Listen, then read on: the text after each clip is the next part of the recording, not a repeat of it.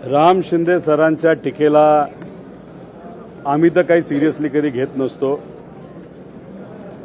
त्यांच्या टीकेमध्ये न भावना असतात न अभ्यास असतो। त्यामुळे त्यांनी टीका केली आणि त्याला मी उत्तर दिलं पाहिजे असं मला तरी वाटत नाही। कदाचित तुम्ही सगळेजण त्यांच्या पदाकडे बघता, पण ती व्यक्ती कशी आहे हे मी फार जवळून बघितलेली आहे, लोकांनी बघितलेली आहे। त्यामुळे त्यांच्या पर्सनल एखाद्या टीकेला मी उत्तर देणार नाही। फक्त एकच राम शिंदे सरांना मी विचारतो की जेव्हा 2024चं इलेक्शन होत होतं तेव्हा एका हॉटेलमध्ये पैशाची बॅग घेऊन तुमच्या परिचयाचं कोण व्यक्ती तिथं डान्स करत होतं हे मात्र लोकांना तुम्ही त्या ठिकाणी सांगावं। मी माझ्या व्यक्तिगत जीवनामध्ये काय करेल, कसं करेल, कोणाबरोबर डान्स करेल नाही करेल हा माझा व्यक्तिगत विषय आहे। सभापती पद जे तुमच्याकडे आहे त्या पदाचा कुठेतरी महाराष्ट्राची गरिमा राखण्यासाठी नाही तर महाराष्ट्राच्या हितासाठी काहीतरी करण्यासाठी त्या पदाचा उपयोग करावा आणि महाराष्ट्र बाजूला ठेवूया। पण मतदारसंघामध्ये असणारी आमची जी MIDC तुम्ही मुद्दामून रोखली आहे त्या पदाचा उपयोग करून ती MIDC तरी तुम्ही आणावी अशी विनंती त्या ठिकाणी मी राम शिंदे सरांना करतो।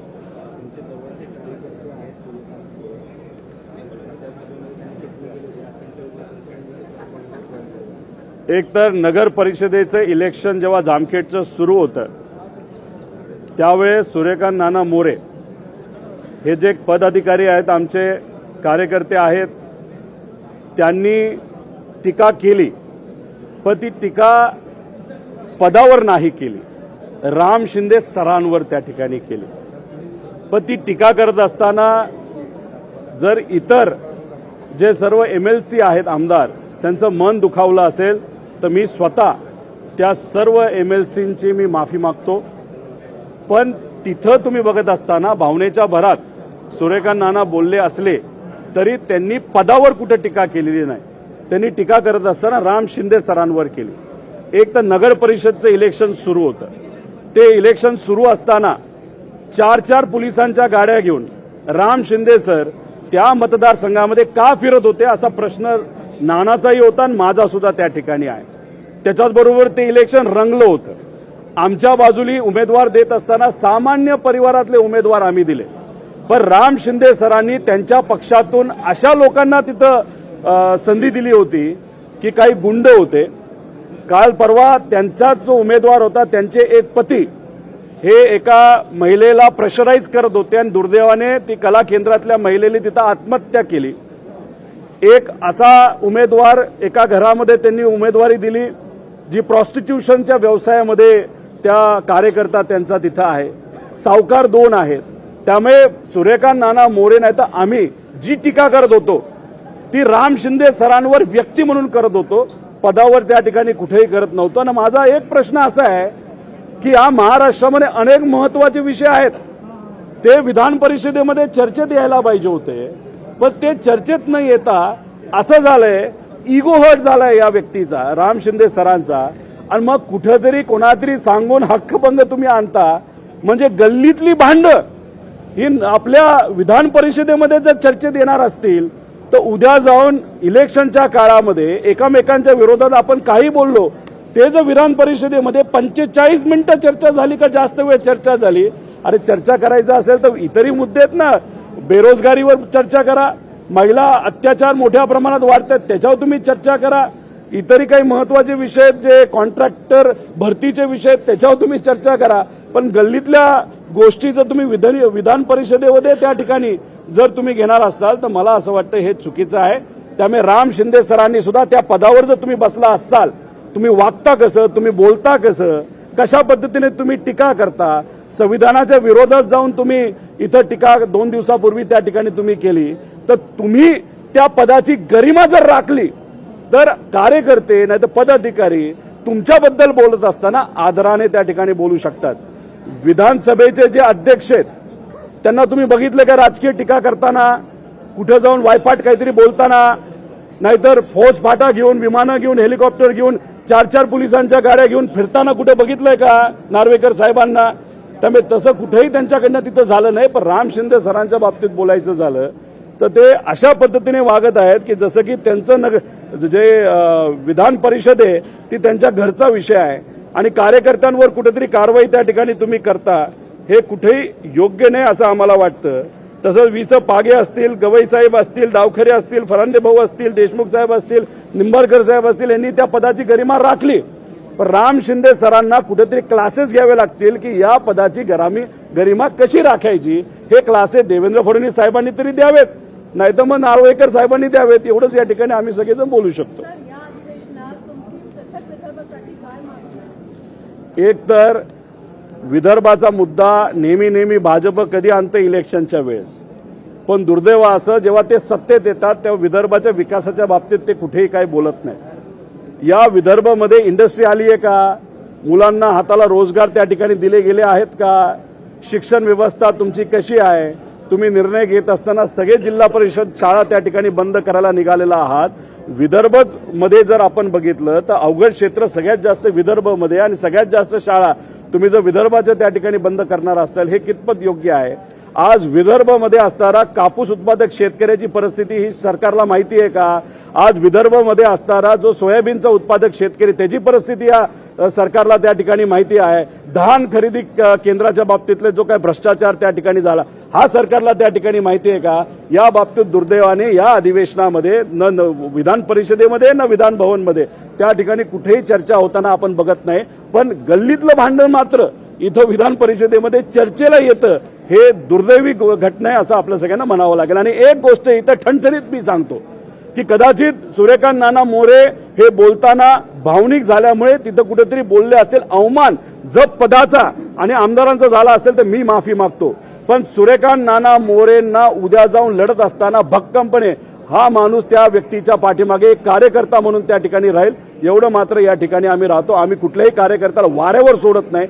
इथं जर तुम्ही वेगळ्या पद्धतीने इगो आणून कार्यकर्त्यांना अडचणीत आणत असताल, ते सुद्धा केव्हा इलेक्शन चालू होतं तेव्हा राम शिंदे सरांनी पदाचा उपयोग करून हक्कभंग इलेक्शनच्या काळामध्ये जेव्हा कोड ऑफ कंडक्ट हे लागू होतं तेव्हा त्यांनी त्या ठिकाणी वापरलं का? कार्यकर्त्यांना भीती दाखवायला. आणि तुम्हाला किती भीती दाखवायचं दाखवा, आमच्यावर कारवाई तुम्ही केलेलात, पण कार्यकर्त्याच्या पाठीमागे आम्ही सर्वजण भक्कमपणे राहणार, एवढंच या ठिकाणी आपल्या सगळ्यांना सांगतो. दादा, सूर्यकांत मोरे यांच्यावरती चर्चा सुरू असताना त्यांच्या वक्तव्याच्या वेळी तुम्ही सुद्धा त्या ठिकाणी उपस्थित होता आणि त्यांच्या वक्तव्यानंतर तुम्ही त्याच्यावरती हसला होता. त्याच्यामुळे तुम्ही सदस्य आहात आणि तुम्ही सुद्धा अवमान केलेला आहे. तुमच्यावर ही कारवाई अरे करायची तर करा ना, करायची तर करा. त्याच्यावर उत्तर द्यायचं असेल तेव्हा उत्तर मी देईल.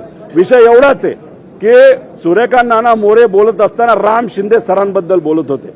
राम शिंदे सर हे तिथं प्रचार करत होते का नव्हते? 100% प्रचार करत होते. पोलिसांना घेऊन प्रचार करत होते. जर तुम्ही पदाचा गरिमा ठेवायची झाली असती तर 4-4 पोलिसांच्या गाड्या जो मी नगर परिषदेच्या इलेक्शनमध्ये ज्या फिरवत होत्या ना त्या तुम्ही बाहेर ठेवल्या असत्या. त्या तुम्ही बाहेर न ठेवता त्यांना तुम्ही प्रचारामध्ये दबाव आणण्यासाठी त्या ठिकाणी वापरत होता. आणि तिथं राम शिंदे सरांबद्दल बोललं जात होतं. पदाच्या बाबतीत बोललं गेलं असेल, कोणाच्या जर भावना दुखावल्या असेल तर मी माफी मागतो पदाला आणि तिथं असणाऱ्या सर्व आमदारांना.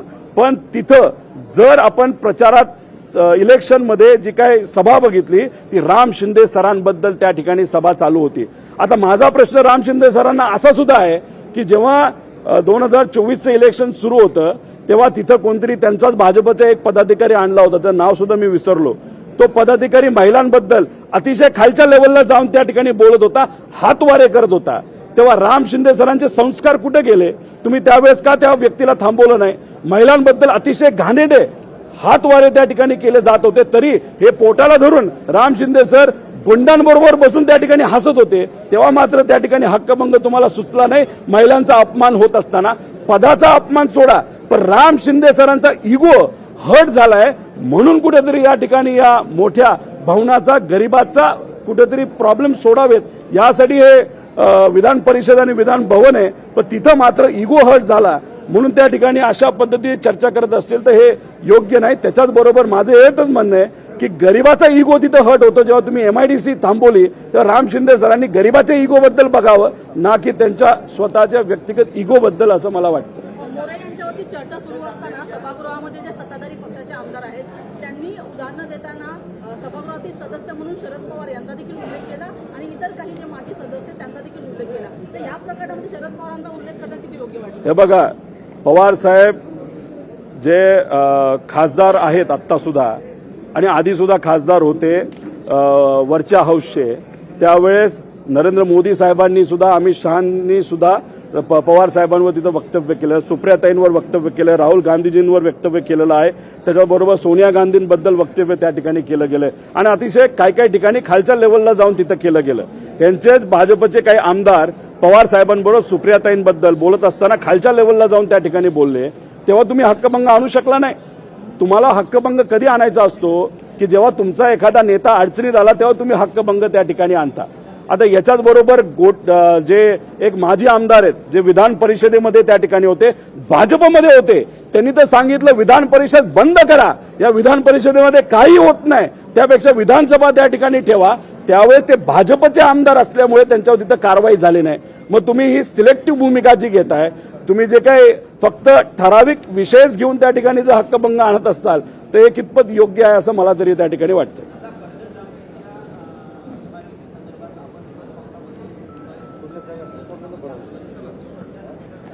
काही स्टेटस नाही. राम शिंदे सरांचा इगो हर्ट झालाय. रोहित पवारांनी एमआयडीसी आणली, 1000 एकराची एमआयडीसी आहे, 21,000 लोकांना हाताला काम मिळेल, तर रोहित पवारांना क्रेडिट मिळेल म्हणून त्यांनी एमआयडीसी त्या ठिकाणी थांबवलेली आहे. त्यामुळे मी माझा इगो बाजूला ठेवतो. देवेंद्र फडणवीसांना तुम्ही बोलवा इनॉग्रेशनसाठी, तुम्ही अजून कोणाला बोलवायचं तिथं बोलवा, मोदी साहेबांना बोलवलं तरी चालेल, पण एमआयडीसी झाली पाहिजे अशी आमची भूमिका आहे. हे करत नसतील तर आम्हाला आमची सरकार युस्त वाट बघावं लागेल. पण त्याच्यामध्ये एक अख्खी पिढी त्या पिढीचं वाटोळ होऊ शकतं, हे मात्र या अहंकार मनामध्ये ठेवून काम करणाऱ्या राम शिंदे सरांना कळणार नाही असं आपल्याला म्हणावं लागेल.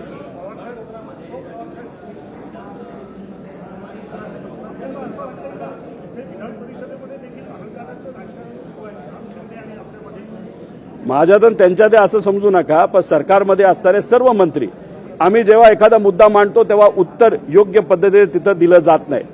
आज जर आपण बघितलं तर एकटा डॉक्टर मुंडेंचा विषय त्या ठिकाणी चर्चेत आला, नेला का शेवटपर्यंत? नाही, आम्ही एसआयटी केली. अहो, माझा प्रश्न असा, एसआयटी किती झाल्यात ते सांगा. संतोष देशमुखांच्या बाबतीत एसआयटी आहे, महादेव मुंडेंच्या बाबतीत एसआयटी आहे, सूर्यवंशीच्या बाबतीत एसआयटी आहे, तिथं महाराष्ट्र भूषण पुरस्कारमध्ये 16 गरिबांचा मृत्यू झाला त्याच्यावर एसआयटी आहे. नुसती एसआयटी केली म्हणून काम होतं असं नाही, काम अजिबात त्या ठिकाणी होत नाही. आणि काम न करण्याचं कारण म्हणजे या सरकारमध्ये असणाऱ्या सर्व नेत्यांचा अहंकार आहे. आम्ही एखादा मुद्दा मांडतो तेव्हा चर्चा केली जात नाही, आश्वासन दिलं जातं, आश्वासन सुद्धा पूर्ण केलं जात नाही. माझं तर ठामठाम त्या ठिकाणी मत आहे, या सरकारच्या काळामध्ये दुर्दैवाने विधानसभेमध्ये आणि विधान परिषदेमध्ये गरिबाच्या मुद्द्यांवर जी चर्चा व्हायला पाहिजे होती ती त्या ठिकाणी होत नाही. गरिबाचा पैसा इथं वाया चाललाय या सरकारच्या काळामध्ये असं आपल्याला म्हणावं लागेल. सोयाबीनचे शेतकरी आत्महत्या करतात, कपाशीचे शेतकरी आत्महत्या करतात, कांद्याचे शेतकरी आत्महत्या करतात, मजुराची परिस्थिती अतिशय वाईट आहे, मध्यमवर्गीय कॉन्ट्रॅक्टरची परिस्थिती वाईट आहे, ते आत्महत्या त्या ठिकाणी करत आहे, युवांना नोकऱ्या त्या ठिकाणी मिळत नाही. पण चर्चा होती का त्या बाबतीतली? अजिबात नाही. त्यामुळे अहंकार हे सभापतीच्या मनामध्ये व्यक्ती म्हणून त्या ठिकाणी आहे आणि सर्व मंत्र्यांच्या मनामध्ये सुद्धा अहंकार आहे. त्या अहंकारामुळेच महाराष्ट्राचं खऱ्या अर्थाने आज वाटोळ होते असं आपल्याला म्हणावं लागेल.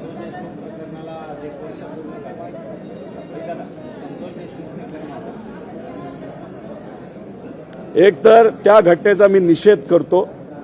जात जी काही सिस्टम आहे जातीची ती कधीच आपण मागे ठेवलेली आहे, त्याच्यामुळे संविधान तिथं आलेलं आहे. जात व्यवस्था जेव्हा पुढे आणली जाते मग कुठं ना कुठंतरी काय ना काहीतरी पाणी मुरते असं आमच्या सगळ्यांचं त्या ठिकाणी मत आहे. एक तर त्या कंपनीवर कारवाई होणं महत्वाचं आहे, जो कुणी अधिकारी आहे त्या अधिकाऱ्यांवर कारवाई त्या ठिकाणी केलं पाहिजे. कारण का जात जिथे येते तिथं मनुवाद येतो आणि मनुवाद हा सर्व समाजाचं वाटोळं केल्याशिवाय त्या ठिकाणी राहत नाही. आणि मनुवाद या देशातून बाहेर जावा यासाठी अनेक महामानवांनी त्या ठिकाणी प्रयत्न केले, त्यासाठीच संविधान आले. आम्ही संविधानावर विश्वास ठेवणारे लोक आहोत. पण भाजपची एक प्रक्रिया असते, एक ट्रायल करतात, गिनीपिक बनवतात. मग गिनीपिक कुठेतरी एखाद्या चर्चेत आणायचं, त्या बाबतीत चर्चा किती होते, लोकांकडनं उद्रेक किती होतो हे तिथं बघितलं जातं. जर लोकांनी या बाबतीत चर्चा केली नाही याच्या विरोधात, तर मग उद्या जाऊन जी जात व्यवस्था ही तिथं सांगण्याचा प्रयत्न केला जातो, दुर्दैवाने या सरकारच्या काळामध्ये ती लागू सुद्धा केली जाईल, ज्याचा विरोध हा आपण सगळ्यांनी त्या ठिकाणी केला पाहिजे.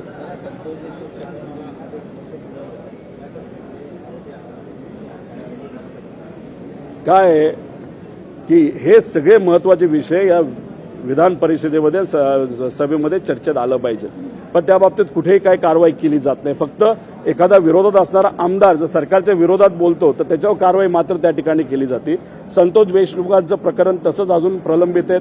जो कोणी तो बुटक्या छोट्या खाऊन तो काय असेल तो अजून पळून गेला, कुठे कोणाला तिथं माहीत नाही.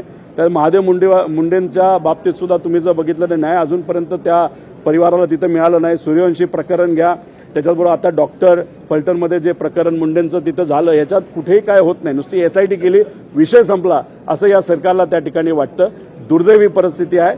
गरिबाला न्याय इथं मिळत नाही. न्याय कोणाला मिळतो तर फक्त श्रीमंताला मिळतो. मुंबईमध्ये एखाद्या नेत्याच्या, सत्तेत असणाऱ्या नेत्याचा मुलगा गाडीत दारू पिऊन ड्रग्ज घेऊन एखाद्या गरीबाला, एका गरीब महिलेला उडवतो. 72 तास त्याला कुठेतरी लपून ठेवलं जातं आणि दारू आणि ड्रग्ज हे रक्तातून जेव्हा त्या ठिकाणी कुठेही सापडणार नाही अशी परिस्थिती येते, त्यांना पुढे प्रेझेंट केलं जातं. मग कुठेतरी हे सरकार श्रीमंताचं सरकार आहे, नेत्यांचं सरकार आहे, गरिबाचं अजिबात नाही असं आपल्याला म्हणावं लागेल. संतोष देशमुख आणि सूर्यवंशी आणि महादेव मुंडे यांना जर न्याय द्यायचा असेल तर या सरकारकडनं अपेक्षा ठेवून चालणार नाही. लोकांनीच त्या ठिकाणी काही विषय हे हातात घ्यावे लागतील आणि जर नाही घेतले तर कधीच या गरिबांना न्याय, गरीब कुटुंबातल्या लोकांना न्याय मिळणार नाही अशी आजची परिस्थिती आहे.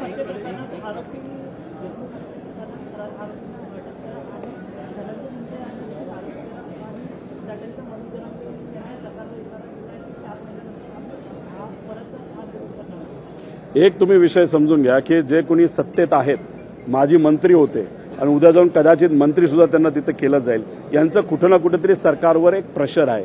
आणि मग ते प्रेशर असल्यामुळेच ही जे गुंड लोक आहेत, जे फरार आहेत, ते अजूनपर्यंत त्या ठिकाणी सापडले नाहीत. आणि त्याच अनुषंगाने काय सामाजिक जे कार्यकर्ते आहेत ते त्यांनी ती भूमिका तिथं घेतली असावी. पण असं जर बघितलं तर कुठेच प्रेशर येऊ नये म्हणून अशा लोकांना जर तुम्हाला इन्व्हेस्टिगेशनमध्ये ओढता आलं तर ते केलंच पाहिजे असं आमचं सुद्धा त्या ठिकाणी मत आहे. शहानिशा केली पाहिजे. फक्त संतोष देशमुखांच्या बाबतीत नाही तर संतोष देशमुखांच्या बाबतीत सुद्धा, महादेव मुंडेंच्या बाबतीत सुद्धा, सूर्यवंशींच्या बाबतीत सुद्धा आणि फलटणमध्ये झालेली जी मुंडे डॉक्टर आहेत त्यांच्या घटनेमध्ये सुद्धा शहानिशा करून खोलात जावं लागेल. नाहीतर लोकांनाच रस्त्यावर उतरावं लागेल. त्याशिवाय न्याय या लोकांना मिळेल असं आम्हाला वाटत नाही.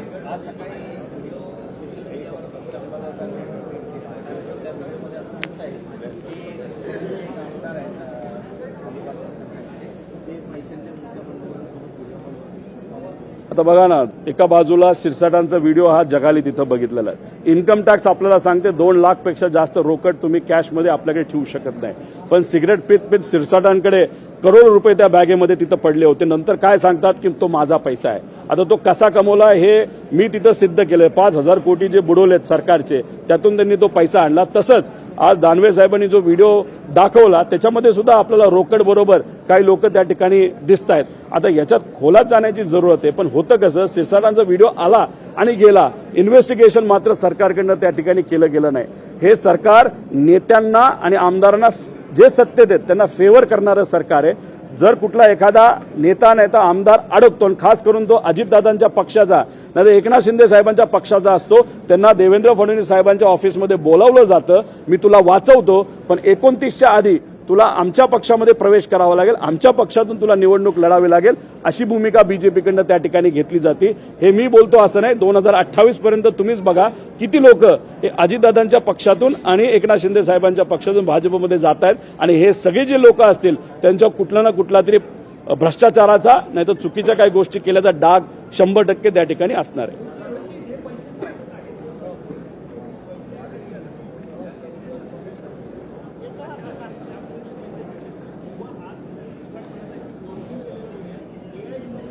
अहो, तुम्हाला एक सांगायचंय, कुठल्याही इन्कम टॅक्सच्या अधिकाऱ्याला फोन करा, म्हणा की एखाद्या व्यक्तीकडे एका वेळेस किती रुपये सापडू शकतात. 2 लाखाच्या पुढे तुम्हाला तो पैसा वर्षभरात त्या ठिकाणी ठेवता येत नाही. आणि मग इथं करोडो रुपये तुम्ही धंद्यासाठी वापरा, तर चुकीच्या धंद्यातून तुम्ही कमवा.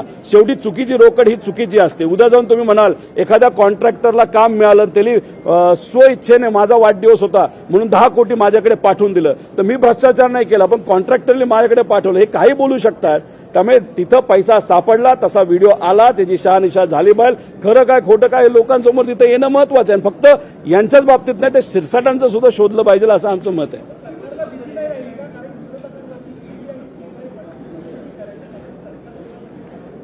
झालंय असं की ज्यांच्यावर ईडी लावता आली ती लावून झाली, ज्यांना आपल्याकडे ओढता आलं ओढून झालं. आमच्यासारखे जे राहिलेत ते फक्त आता संघर्ष त्या ठिकाणी करत आहेत. त्यामुळे जे जे काय करायचं होतं ते करून झालं. आता विषय एवढाच आहे की इतका अहंकार आलाय की 220 पेक्षा जास्त आमदार त्यांच्याकडे असल्यामुळे अहंकार आल्यामुळे त्यांना कोणाचं काही घेणं देणं नाही. शेतकऱ्याला पण फसवलं. आम्ही तिथं कर्जमाफी करू असं सांगितलं. 6,000 रुपये प्रत्येक शेतकऱ्याला दिले. देणार होते किती 8,500 पर हेक्टर, पण ओव्हरऑल तर तुम्ही रेशो काढला तर 6,000च्या पुढे कुठे गेलं नाही. आमचं म्हणणं होतं 50,000 तुम्ही द्या, जे मजूर आहेत त्यांना 25,000 द्या आणि कर्जमाफी ताबडतोब करा. जूनमध्ये सुद्धा कर्जमाफी हे सरकार त्या ठिकाणी करणार नाही. केली तर लोकसभेच्या आधी नाही तर विधानसभेच्या आधी करतील. मात्र तोपर्यंत 12,000 शेतकऱ्यांनी आत्महत्या केली असेल आणि त्या पूर्ण आत्महत्येला जबाबदार हे सरकार त्या ठिकाणी असेल. त्यामुळे हे सरकार फक्त गोड गोड गोल गोल बोलणारं सरकार आहे असं आपल्याला म्हणावं लागेल.